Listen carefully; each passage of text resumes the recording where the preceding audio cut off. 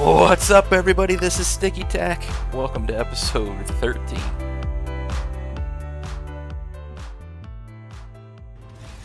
And we're going to start this one off with a critical blunder. I lost a bunch of footage going through all the milestones for Phase 3, so we'll do it again. Unfortunately, I already unlocked one node here, so give you a little bit of a sneak peek as to what my plan's going to be. But if you don't care about these milestones, you already know what they are, go ahead and skip ahead using the little timeline at the bottom. But if you are curious as to what my plan is going to be for Phase 3, or you haven't seen these nodes before, hang around. So this first node that I've unlocked, and the only node I've unlocked, is this oil refining.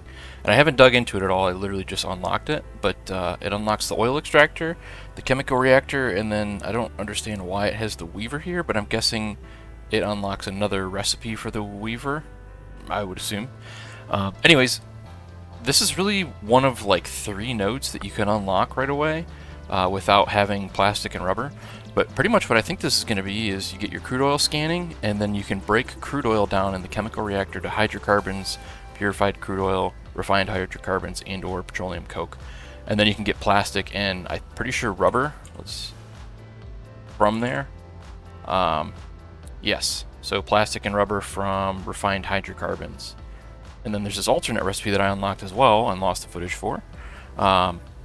Refined hydrocarbons and oxygen, which just gives you more, you get 50% more plastic and rubber.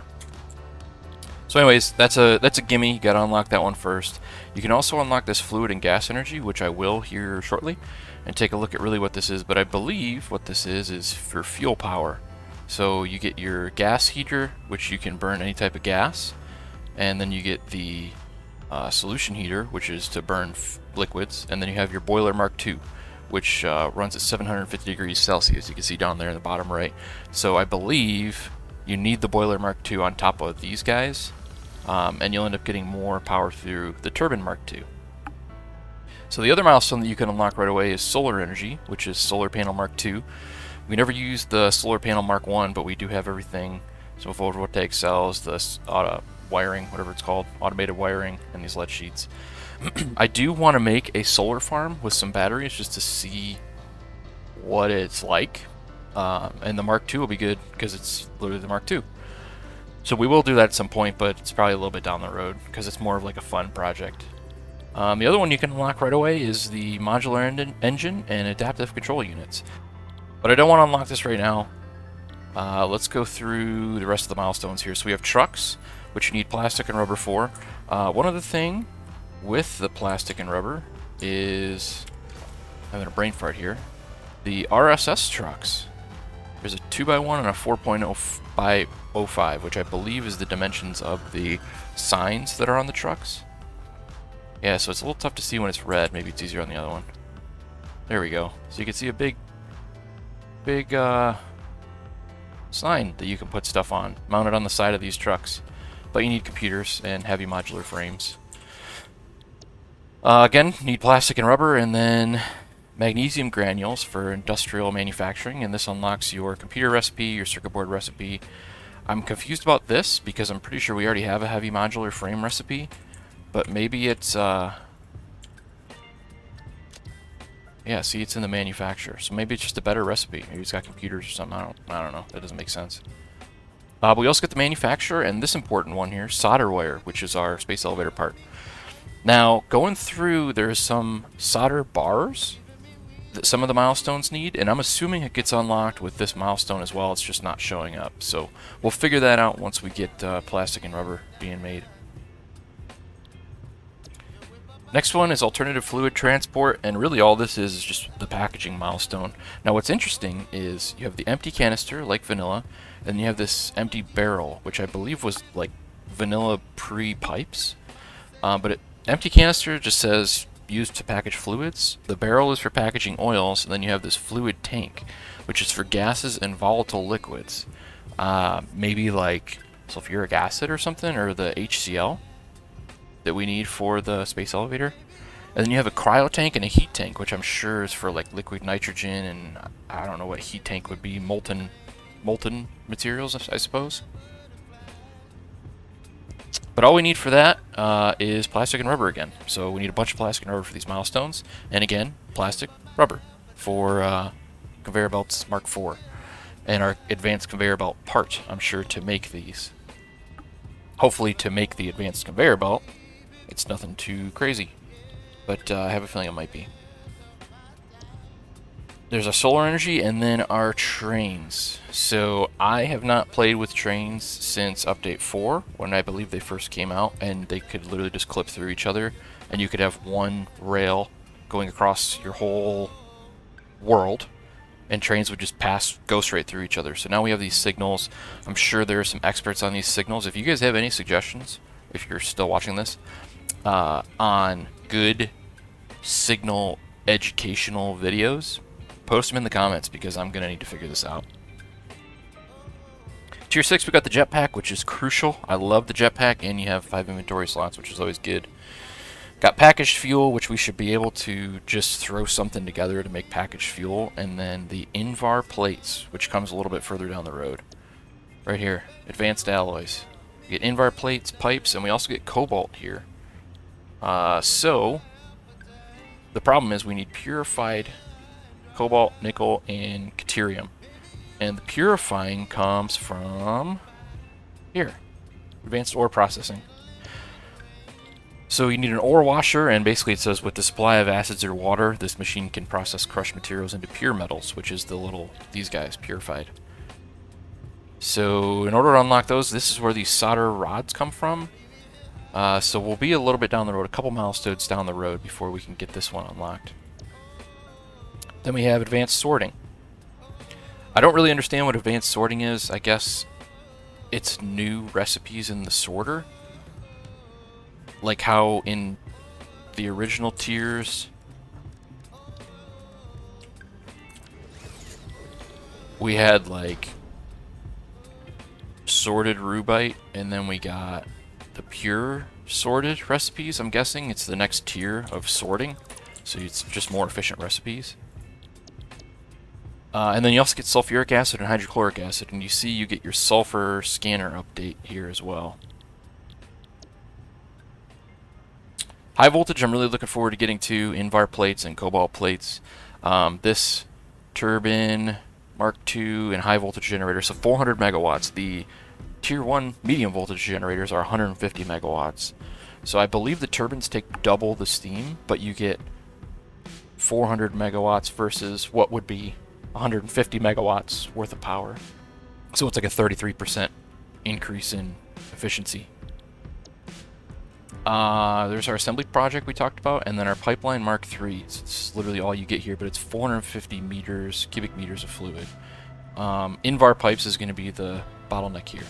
So my plan,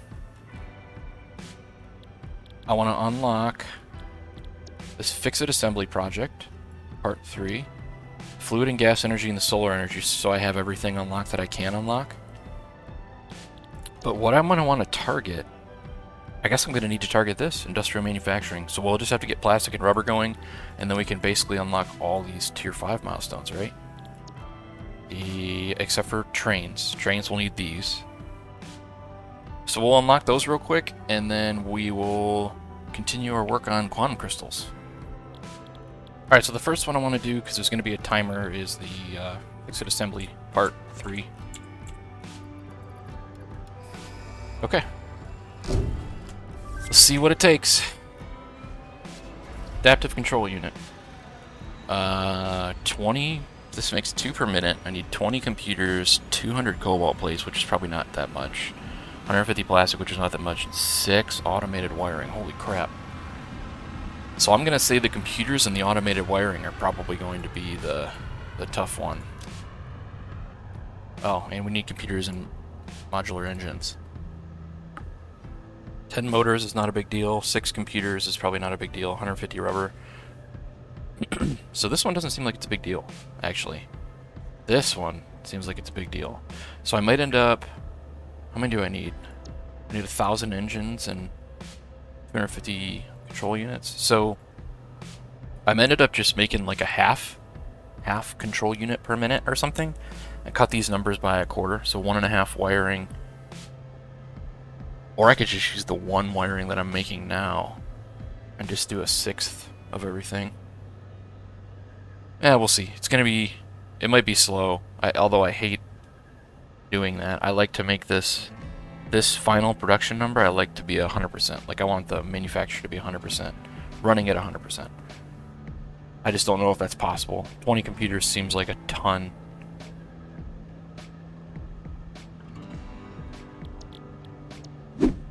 Alright, fluid and gas energy. Let's see what this bad boy burns. Get her power, right? Yep, gas heater, boiler, solution heater. Gas heater. So, hydrogen to water? Interesting. Natural gas, methane, and oxyhydrogen. So I don't know. I don't know how that's gonna work. What was the other one? Fluid heater or something? I'm just gonna look up here. Solution heater. Okay, so we do have fuel. Ooh, turbo fuel. Okay. Liquid biofuel and diesel fuel. So those are looking good. And then I think that the coal heater you can do, yeah, petroleum coke in, which is going to be a byproduct as well. And then let's look at the boiler. So the boiler Mark II is 1.1 to 1.5. What was the Mark I? Oh, it's the same thing. Okay, so it's the same ratio. That seems wrong, right? Oh, 60 per minute? Okay, it's the per minute. I'm dumb. 22.5 to 30, and then we have 45 to 60. So the ratio is exactly the same, it just does double the throughput. That's cool. Alright. So solar energy is our last milestone we have here to unlock, so we'll do that. And now we have everything unlocked that we can unlock until we get plastic and rubber going. Wow, the difference between the Mark I and the Mark II is crazy. It goes from 4 megawatts to 37 megawatts. Bigger solar panels also produce power at night. Is this considered a bigger solar panel? Probably not. So while we're waiting, let's try to figure out what we unlocked in this oil refining node. So there was the Weaver. I don't understand the Weaver thing. So let's look that up really quick.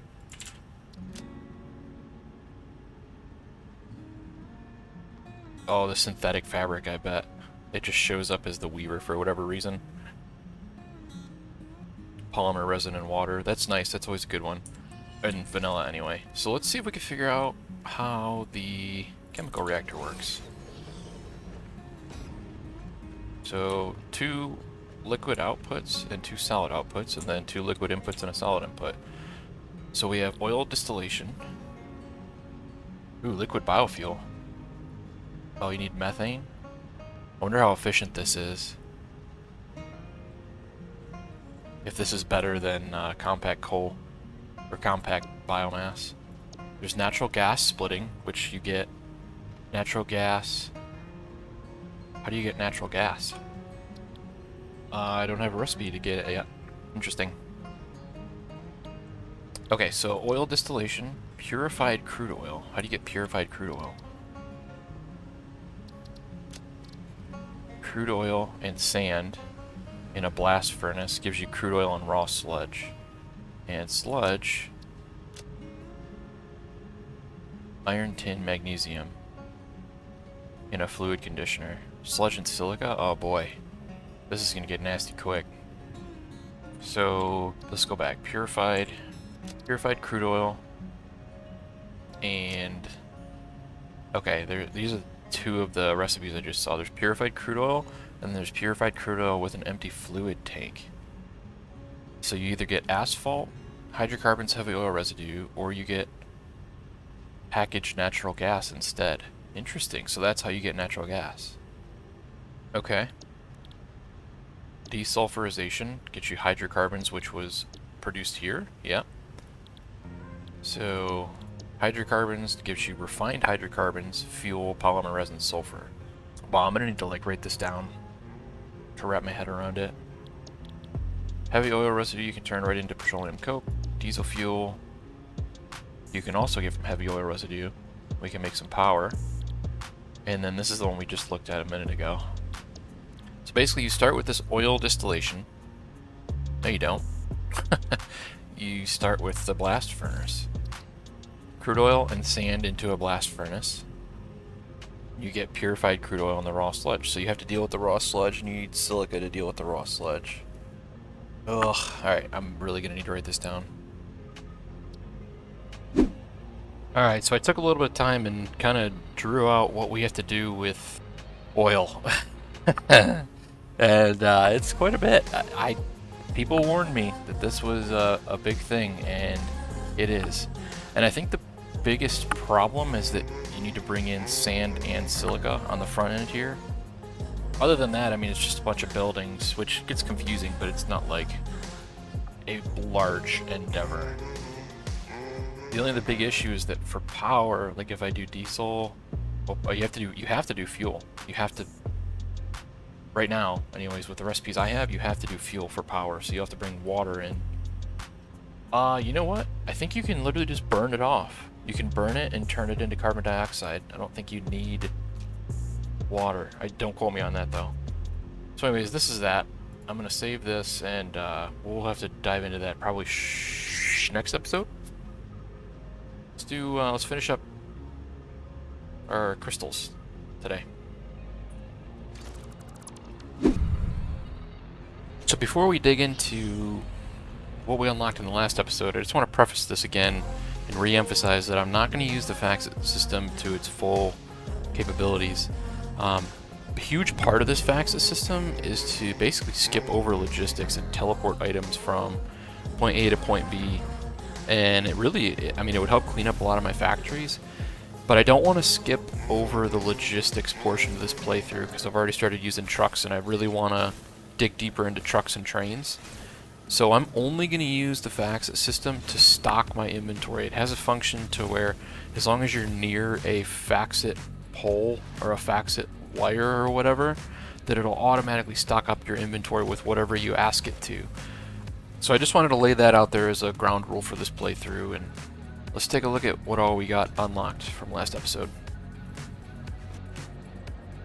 Alright, so we've unlocked the stabilized quantum crystals and all this stuff, which I believe is just the base parts for Faxit. I guess I don't really understand what the quantum cable adapter is. The Faxit terminal is probably just the access hub for the system. And then finally the item drive and the item server, and we did the fluid version too. So I was watching myself in my last video and watching myself struggle through this, and I think that the item server is like the shell that holds the hard drives, and the hard drives hold your items. And when I say hard drives, I'm talking about the item drive or the fluid drive. I guess if I understood more real-life network stuff, I might be better off. But basically, if you put a bunch of item drives into your item server, you expand how many items you can have in the cloud.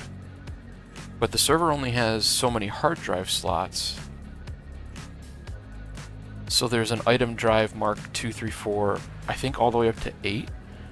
And obviously each of those probably double the capacity. So like a item drive mark 2 should be 100 items per hard drive. Item drive mark 3 might be 200 items per hard drive. And you can put multiples of those in an item server, and you can put multiple item servers on the server rack. So you can see how your total cloud storage space can get pretty big pretty quick. So I think I'd kind of like to make some of all this stuff before we go and set down the Nexus. So either way, let's get some. What does quantum cable take? Slugs. So we do have tons of slugs stacked up, which is good. And then the cable adapter needs cable. Okay. So let's go grab some slugs. Here we are, back at the good old slug factory. We've been here in a long time. And I unknowingly set myself up for success. So I'm just gonna grab all these guys. I know I'm going to need, I think it's 1 slug per 1 quantum cable, so eventually I'm going to use them all. So we'll take those, and I'm sure I have my white slugs by now. Yep. Plenty of white slugs. I do need to make some eggs for the... Really? I know I need yellow and purple eggs, but I'm just going to hold off on doing that for now. We'll do all the slug stuff when we start moving the dirt via truck. Alright, so we are back at the quantum crystals, and our production has stopped, probably because we're missing zinc plates. Yeah, we're missing zinc plates. So we'll have to get that going again, but for now we have tons of these stabilized quantum crystals. That many. 2, 4, 6, 8, 10. 2, 4, 6, 8, 10. So 22, 53. So how do we get quantum cables? I know it needed slugs. Not a building. Not a resource. Quantum cable slugs and the stabilized quantum crystals give you 3. And then the cable adapter needs the cables and quick wire. Shoot. So this gets hairy quickly. But for now, let's start making quantum cable, and then we'll on the side make some cable adapters, because I don't need a ton of cable adapters. Alright, so we're making quantum cable, and then I also want to make one for the adapters. But the problem is I don't want to use all my quantum cables, so I'm going to have a separate little, oh man, have a separate little input that I can pull these quantum cables over and make adapters at my own discretion. Okay, so this is what I want to do. I want to be able to take the quick quantum wire cable, quantum cable from here, drop it into here, and then it goes in and makes the quantum cable adapters. That way I can control how many cables are getting consumed.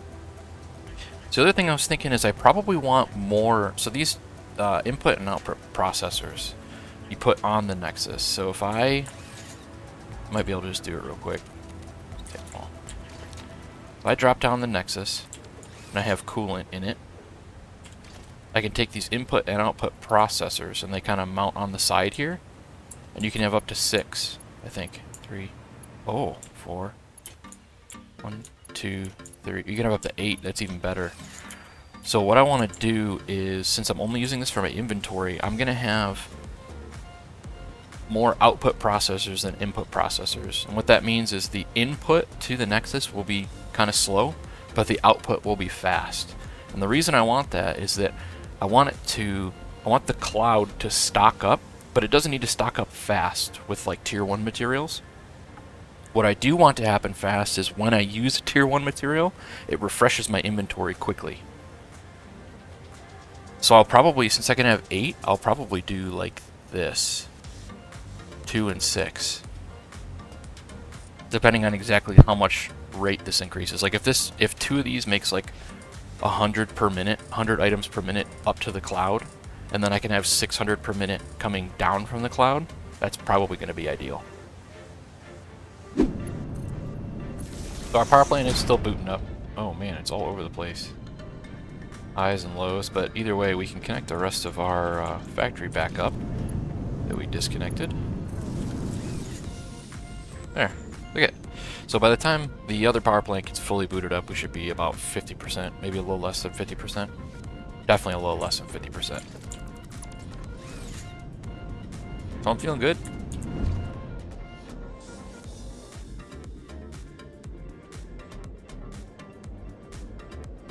I'm trying to decide exactly what I want to do, and it's like a super foggy in-game day, so it's going to make it a little tougher. Does my light help? No, not at all. So my diamonds are down there, and I know that I'm going to need water for the coolant, water and cryolite, which obviously you also need that for diamonds. So I think I want to just build in this area here. Build my Nexus.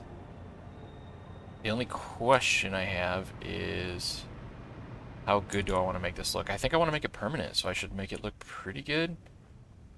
Oh, this is better. Yeah, so like if I build it at like this height, maybe? Something like that? Be pretty good.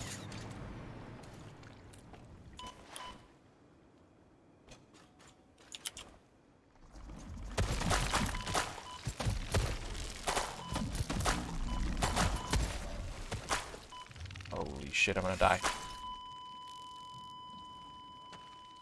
There's another one on the side. God. Ah.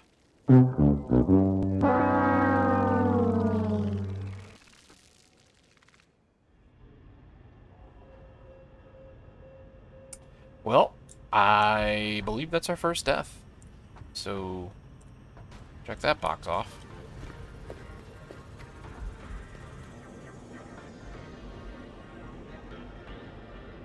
You know, it's unfortunate. If I would have known there was 3 of them, I would have played that very differently and not died. But the one stuck on the side of the wall there really, really kind of threw me off. Oh my god, I'm gonna die again. Ooh. I thought I was gonna hit the shallow area. So slow without my movement pants. Why is the lighting so terrible here? Alright, I could die again if I don't do this well. Okay, alright, okay. Alright. Out of here. Equip all our stuff, including these nuts. Got him! Got him! You want some of this? Bet you don't. Okay. There we go. Yeah, that's what I thought. Didn't stand a chance.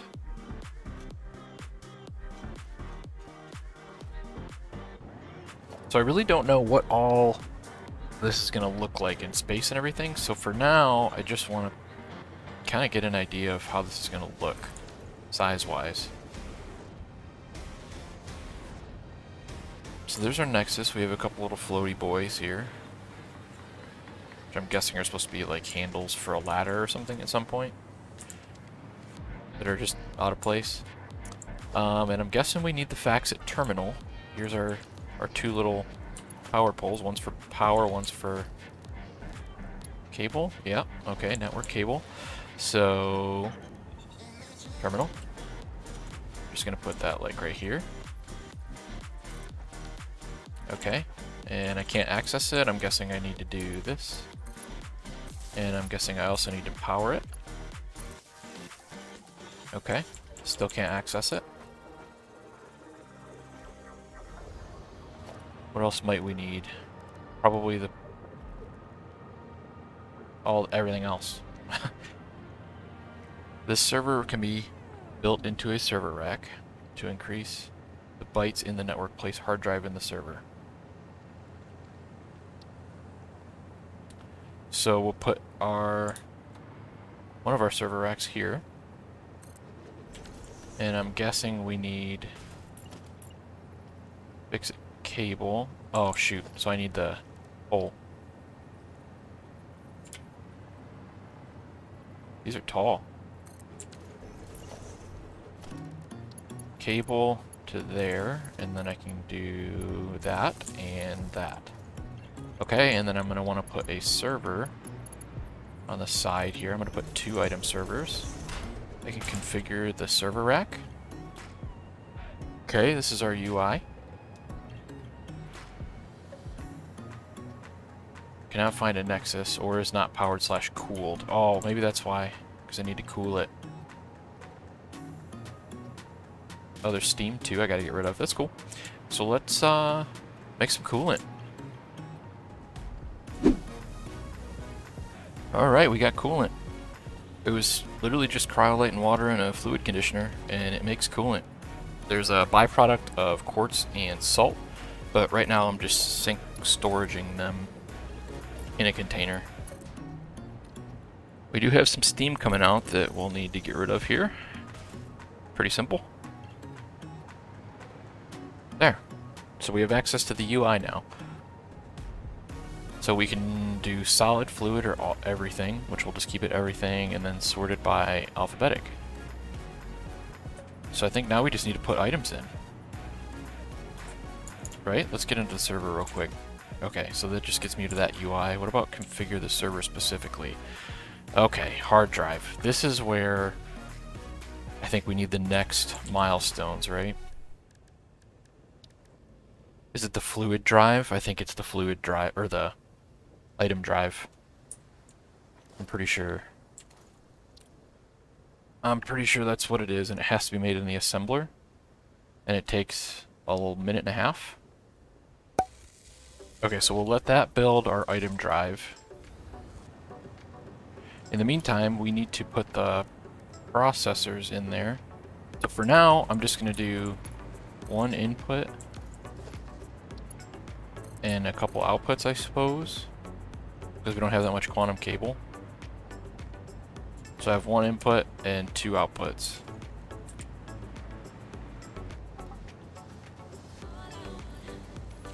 So here's our item drive. Let's drop one in here. Is that what it's called? Item drive? Yeah, item drive. Increase storage, 50 items. Okay, and you can apparently put a bunch of hard drives. So let's go in here. Okay, we got 50 items we can put in here. How do I put them in there? So I'm going to head back over to the quantum crystal node and start making all this stuff to unlock the sender and receiver. I don't think I need the sender. I think I just need the receiver to do what I want to do. Alright, now we need to make the item drives. And you can only make those very slowly in assemblers, so in order to solve that problem, you make a bunch of assemblers. Alright, everything's ready to go. Should be assembling. It's filling up. Okay, which is fine. So we should have some item drives in no time. What else do we need? I think we're making everything else. Yep. Alright, let's get this receiver unlocked and start testing the system out.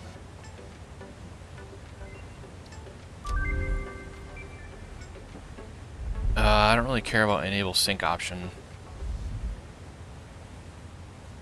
Green cable, red cable, yellow cable, white cable. So I'm guessing those are just to identify your different networks, maybe? I don't know.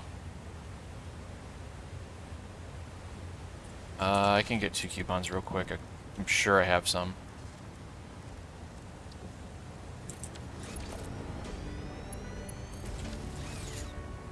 Yeah, 34. I got a couple.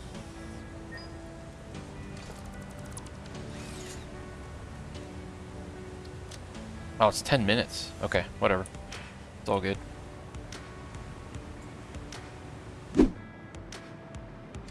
Alright, we're here. We should now be able to do something. I don't even remember what we were doing, but I know I have some hard drives that I can put. Can you put multiples? Yes. Okay, that's solid. So you can make this storage freaking huge, especially once you get to the Mark IIs and the Mark IIIs. So it's 200 items right now. And we want to make this work. So, receiver. And then the storage container. And I'm guessing. Okay. Yeah, so I can't put regular cable on here. I gotta put that stuff. Okay. And then we'll put a little belty belt. I'm gonna put a Mark III. What is the input rate that I have right now with my my one input processor? Does it say? No. Is it in here? No.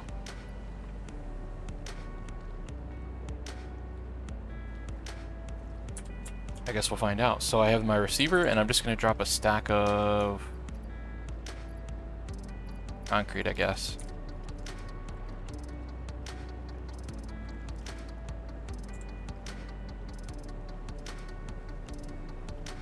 So it's very slow, but it's going 2 at a time for some reason.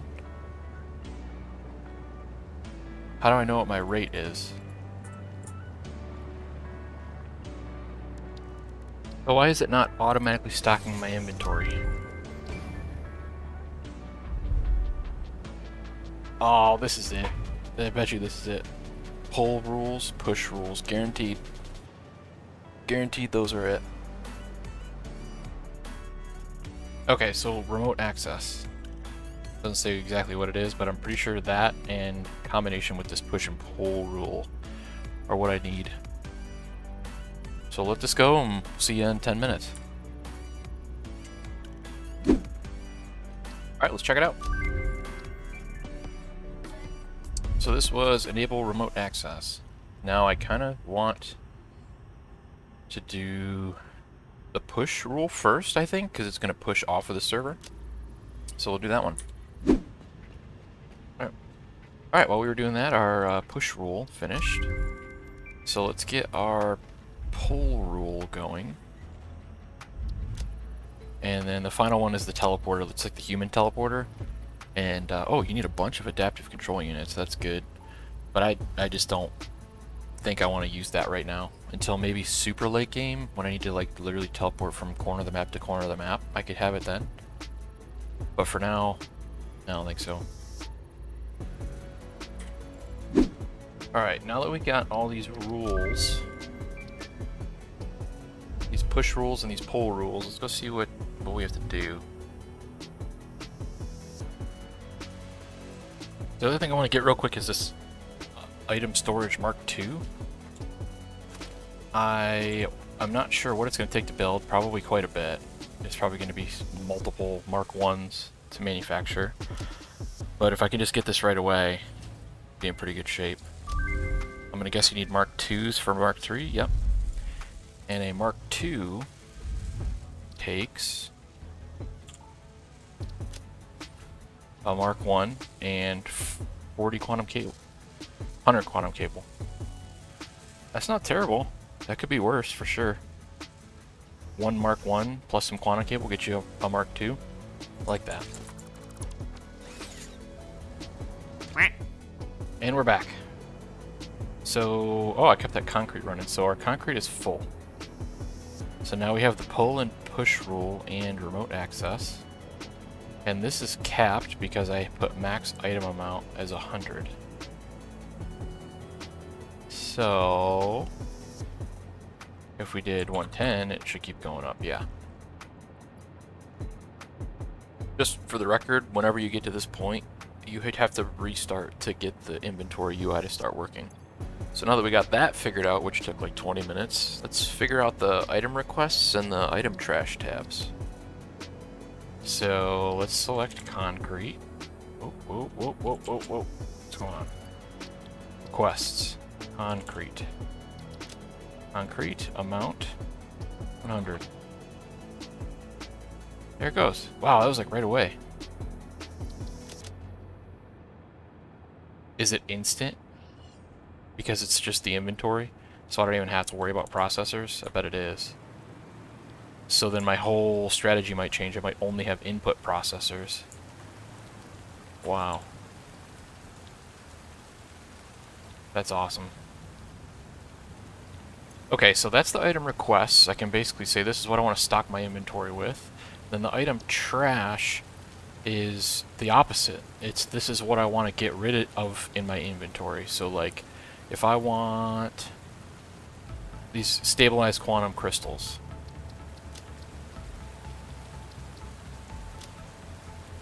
if I want to have no more than 50, I have 78 right now, down here. If I want to have no more than 50, I type 50, and hit add, and then it caps it at 50, and the other 28 go into the storage system.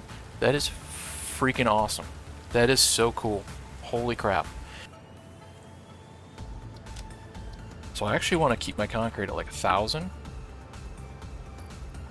Yeah, see, it just pulled a bunch of them, like right away. It did. So the output rate does not matter for the inventory stocking. It's just instant. So all that really matters is the input rate. if you're doing what I'm doing, which is pretty cool. So let's see how far away we can get before it stops stocking the inventory.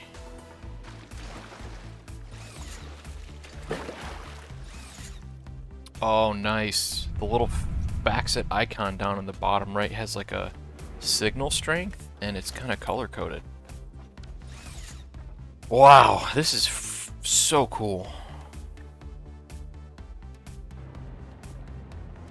Alright, so what I'm going to want to do then is build a bunch of these receivers and a bunch of...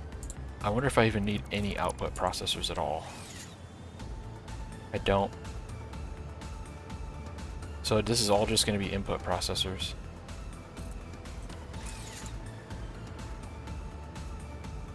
Wow. And then I need a bunch of receivers, and my plan is going to be go put these receivers on all my base items that I want. Really, all my items, period. I'll have to run a Faxit cable all the way down there. So I'm going to have some time in making the Faxit parts to get this set up, but dude, it's going to be freaking awesome when it's done. Okay, so we've at least got an understanding of how this whole thing works now.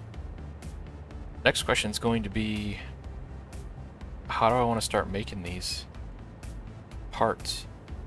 I'm going to need to get some energized slug slime and probably set up part manufacturing in the cave by the quantum crystals. And then my Nexus hub will just be over here. I do have some pretty epic ideas for how to make the quantum crystal manufacturing look awesome, but it's going to be tough because I'm going to try and do it inside that cave area. But it's going to be worth it if I can pull it off. But anyways, that's going to be it for this episode, guys. Thank you very much for watching. Make sure to like and subscribe. We'll see you next week.